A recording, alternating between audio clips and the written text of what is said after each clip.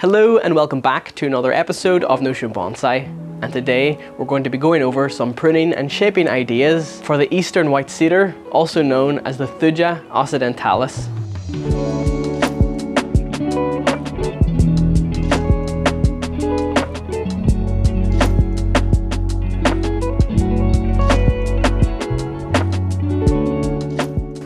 Alright, so I've got 5 different Thuja that we're going to be working on in this video today. Each one is at a different stage of development, and they also have a variety of different styles to them. And that's one of the things I really like about the Thuja. Although there is the conventional way of styling them, they are quite versatile, so you can style them really how you like. Like this one here, I've given this crazy twisty trunk to it, whereas this one over here has been styled as a formal upright bonsai. And another thing that I really like about the Thuja is that they're really easily accessible. You can find these in the majority of garden centers, so they're really good for beginners if you'd like to pick up a relatively cheap tree to work on if it's your first time doing bonsai. The foliage on them is a little bit less dense than a hinoki cypress. Hinokis tend to have this quite dense growth pattern, which is really desirable for bonsai, but I think through pruning and shaping, you can get the growth a little bit more compact on the Thuja. So let's start today with this little formal upright Thuja. And just before I start, the tools that I will be using in this video today are some tweezers, some bonsai twig cutters or Satsuki shears, wire cutters, a nylon brush, some branch cutters, and some gin pliers. Now, by no means do you have to have these specialized bonsai tools. If you're new to bonsai, you can get by with an ordinary pair of garden scissors or secateurs. Just make sure that whatever scissors that you do use are clean and sharp, because clean cuts on branches and twigs heal a lot faster than ones that have been squashed by a blunt pair of scissors. Now, you may recognize this tree from a previous video of mine. We worked on this last year, and we put this tree into this lovely glazed ceramic bonsai pot. I really love the blue color to it. But if you remember this tree, you may also see that there was a few branches missing from it. And that's because last year in autumn, I decided to cut off 2 major branches from this tree. One down here at the base, and then another at the top, as I just felt like there was too many thick branches. What I really wanted was the side branches to be a little bit thinner than the main trunk of the tree. That way the tree looked a lot older in comparison. And it makes the tree look a lot more mature than just a bushy tree in a pot. I also wired these 2 branches outward to open the tree up more. And since then, the tree has put on some growth over the summer, and now it's time to give this tree a prune. But just before we go and work on the top of this tree, I'd first just like to clean up around the base. I can see just a little bit of moss beginning to crawl up the trunk here. So I'm just going to take the nylon brush and give that a little scrub. Moss can look nice in bonsai when it's growing up the trunk, and some people do leave it on the trunk for bonsai shows, but generally I don't like to keep moss there for any length of time because it can provide too much moisture to the bottom of the tree, and sometimes it can rot the trunk here. And then on other trees like pines, having moss and moisture on the lower part of the trunk can stop the tree developing that lovely old bark that it has. So I just like to stay on top of the moss. I don't mind having moss on the soil like this. I find moss like this can actually prevent too much weeds growing in the pot. But I do see some weeds here I'd like to get rid of. Just a little bit of weeding and maintenance. Let me just check to see the health and condition of these roots in 1 year. Okay, so I can see here there's a lovely healthy mat of roots, which is a really good sign for this tree. This tells me this tree is in super good health. I think if I leave this for another year, this tree could become pot bound in this pot. So perhaps next year I will give this another repot and prune the roots. But for now, I'm just going to leave it. You don't want to repot in late summer. The best time to repot these is early spring. Moving up to the top of this tree, by looking at it, I can see the growth is starting to get a little bit leggy. And by leggy, I mean it's growing a little bit further past the point I would like it to be. For a bonsai of this thickness, I would want the height of this tree to be perhaps here, maybe a little bit higher. And if I leave this tree to grow now, what will happen is these ends will just keep pushing out growth more and more, and it will just keep getting longer and longer. So to stop that happening, I'm just going to prune the ends of all of the branches, and this will encourage the tree to backbud more, send out growth further down, and then as a result, we'll have a tree that's a little bit shorter and the growth will be a lot more dense. Now, when it comes to pruning the Thuja, it may be tempting to just take your scissors and cut through everything, give it a profile cut, and cut through the actual tissue of the foliage. I wouldn't recommend doing this as you will get brown ends on the green foliage and it can look quite unsightly. Instead, you want to come in with your scissors and cut it at the stem like that. Again, with this branch, you don't want to cut across everything like this. Instead, you want to come into the branch, shorten them like this, right into the stem. And I'm always leaving some green on the branch. And I find this is quite a good technique of reducing the foliage throughout the tree. With this branch here, it's quite long and leggy, so I'm just going to cut it to here. And as I prune, I'm also promoting upward growing branches. So anything that's growing downward or dangling, I'm just pruning that off. Just going to thin out these ends at the top.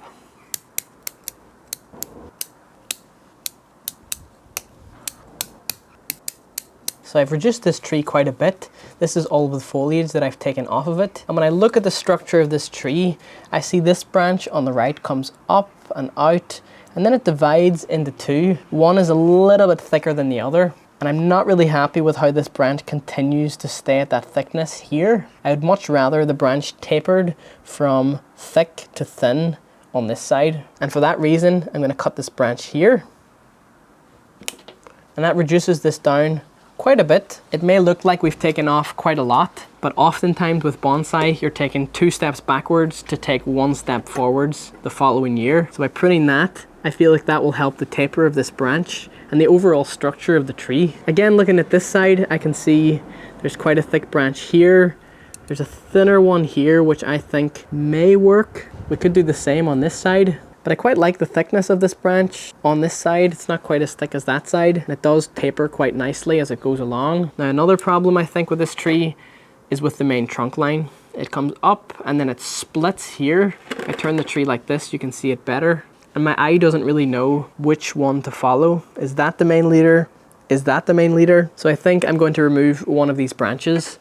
Now when it comes to deciding which one you want to remove, I would say to keep the one that has the most interest and movement as it travels up the tree, and also the one that has the most taper. And for me, I would like to keep this one. So let's remove this.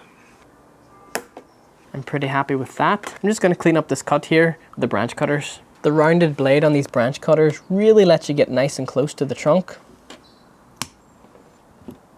And then I'm going to cover this with a little bit of cut putty. You can see here how well the cut putty has healed over this cut from last year.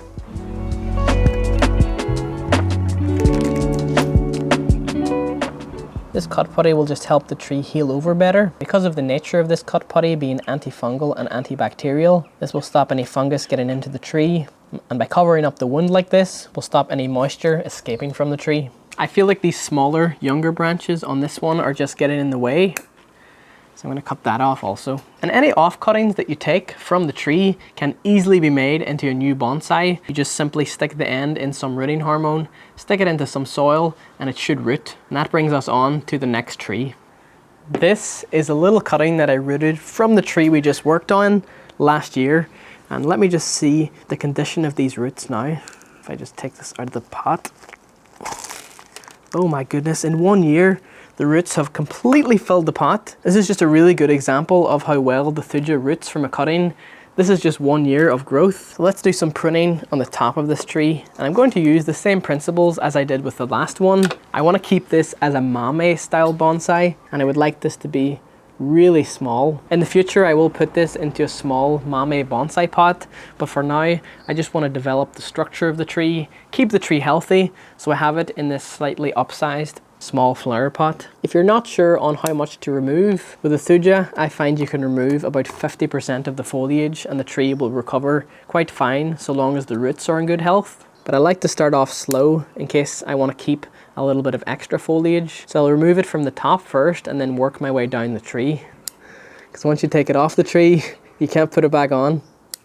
And I'm going more for the clip and grow method with this tree also. I'm not going to be using any wire. The idea of how I get the shape on the tree is you let it grow, prune it back, let it grow and prune it back. And every time you prune it back, the branch gets a little bit more movement on the bottom of it. And the tree becomes a little bit more interesting. Again, I'm following the trunk line up with my eye. And again, this one splits just like the last one did into 2 different branches. So this is one of the branches here, and the other one is back there. And I think this tree only really needs one of them to be a Mame bonsai. First, let's get rid of this because I don't want the tree going in the other direction. And I'm going to reduce it to one of these. So I'm going to cut this one right here. So as you can see with this one, we removed more than 50% of the foliage, but I know this tree will recover no problem. I'm going to let this grow again over the next couple of years and keep coming back and pruning it just as we have. But over time, this drastic prune will have been worth it. The story with this next tree, this was once quite a large tree that I gave a trunk chop to and allowed one of the side branches to become the apex of the tree. And that gave us quite a nice tapering from here to here. And the cut around the side here is healing up really nicely. You can barely notice that it was even there. And with this one today, I'm not going to prune this at all. I'm going to let this whip grow and grow and grow really long in order to thicken this part and to have this cut disappear completely. And I think it's quite important in bonsai when to know when you shouldn't prune a tree. And this is one of them cases where my goal is to let this grow long and thicken it. And if I were to prune this at the top here, that would slow down that whole process of thickening that branch, as another side branch would have to become the new leader and then grow long again, which could set the tree back a year or two. Whereas if you leave these growing ends on the tree, it'll just continue to grow and shoot up really quickly. So for that reason, I'm not going to do anything to this tree today. This next tree is the spindly, twisty one that we worked on in the drastic bends video. I would like the growth on this tree to be quite compact. I could give this another twisty bendy turn to like here, but I think instead I would like this tree to back bud further down. So for that reason, I'm just gonna chop a little bit off the top, a little bit off here, off all of the ends, and that will push the growth down the tree so it will begin to send out shoots around here next year. And this is the final tree that we're going to be working on. And you may be looking at this and thinking, what is that on the trunk? It looks really ugly. Well, this is an air layering. If you don't know what an air layering is and you would like to find out more about them, I'll leave a link to my video on air layerings up on one of the corners here. But I think by now, this should have rooted no problem into the moss. And we should be able to sever this tree here. I'm also remembering one of the major reasons why I decided to air layer this tree here. I accidentally snapped the trunk in this region and I ended up holding it together with some bonsai wire, and I felt that in the long term this could be a really bad weakness for the tree and it could also look quite bad. So for that reason I held it together with wire and air layered it here.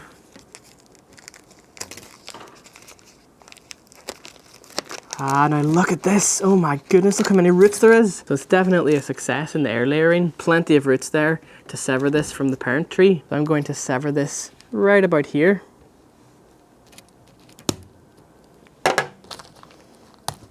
Alright, look at that. So that is our little short bonsai now. I think it looks pretty great. And now just for a little bit of cleaning up, I'm going to remove some of the sphagnum moss as much as I can. And I'm trying my best not to damage any of these new growing roots. If you really want to be safe about it, you can take this and plant it directly into some soil. And then later, once the roots fully establish, you can remove the sphagnum at that point. But if I'm really careful with these tweezers, we can remove a good portion of the sphagnum. See how far up it roots on this and remove this bottom stump.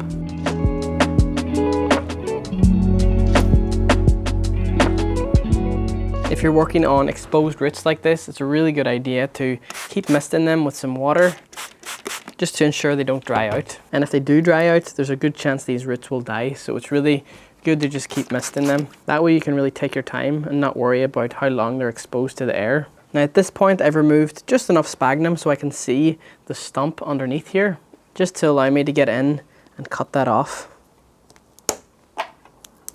And then on the underside of the root ball here, you don't have to do this, but this is just something that I like to do. I like to seal that off with some cut putty, just to prevent any rotting in that area, as it will be moist when we water the tree. And now we can get this into a pot.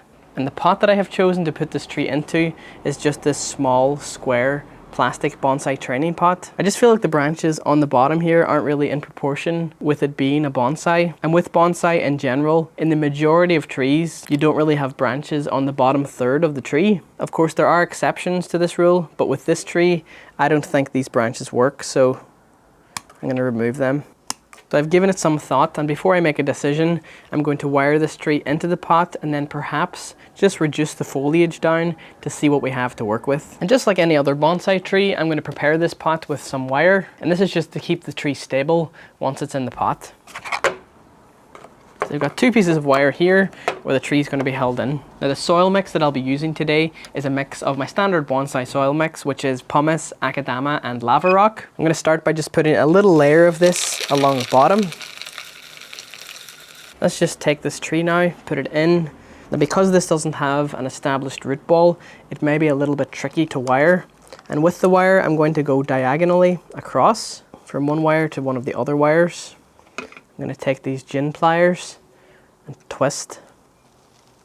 I'm only twisting lightly. I don't want to fully wire the tree in yet. This is just to give the tree a little bit of support as we put the soil in. And I'm doing the same with the other wire, just crossing it over and lightly twisting it. So now the tree is supported by the wire, but it's not fully held in. As you can see, there is a wobble. And I'm going to take some of the soil and fill it in. You can then take a chopstick and work it in. And what I'm doing is just removing any air gaps that may be in the soil.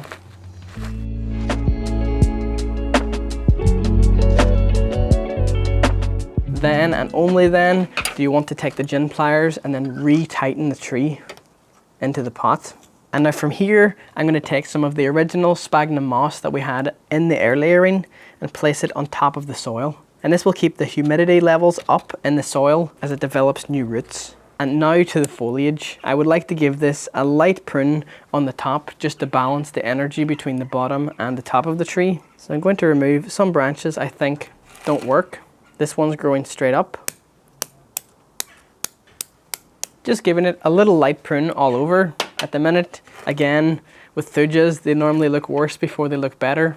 This one's a little bit long also. Again, in my mind, these 2 branches just don't feel like they belong. I'm going to go quite drastic with this tree and remove these 2 branches. They still feel like they're too low in the tree, if that makes sense. Someone in the comments, let me know if they agree with me. That's 1 off. Does 2 work? Still don't feel like it's quite in proportion. Okay, I'm happy with that. Although it looks quite bare at the moment, I feel like this tree will just get better from this point. It is good to consider your options, especially those ones at the bottom, but I think ultimately they didn't work with a design that I had in my head of how I would like it to be. And this on the top here will just continue to grow and thicken out and get better in the future. Because I've removed so much from this tree already and the roots of this tree haven't fully established in the pot, before I put this tree on my bonsai bench and leave it to be watered every day, there is one thing I would like to do to this tree which will protect it from excessive evaporation off of the foliage. And I'm going to cover this tree in what's known as an anti-transpirant. And this is essentially a substance that coats the foliage of a tree and acts almost like a protective barrier that slows down and sometimes even stops the evaporation off of the tree completely. And I feel like this is okay to do this to this tree at this time of year because it is coming to the later stages of the year. The growth of the tree is slowing down. You wouldn't want to apply an anti-transpirant to a tree, for example, in early spring, because you can get what's known as cell bursting. This is where the tree is coated in something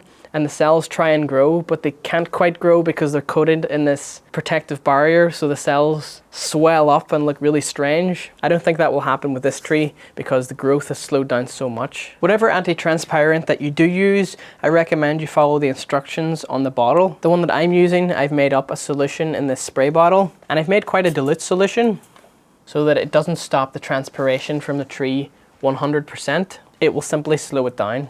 And with this stuff, once it's on the foliage, it recommends leaving it for 4 hours to dry out. So if you know it's going to be a rainy day, I wouldn't recommend applying the anti-transparent then, as the rain would simply wash it off. And on that, all that's left to do now is give this tree a water.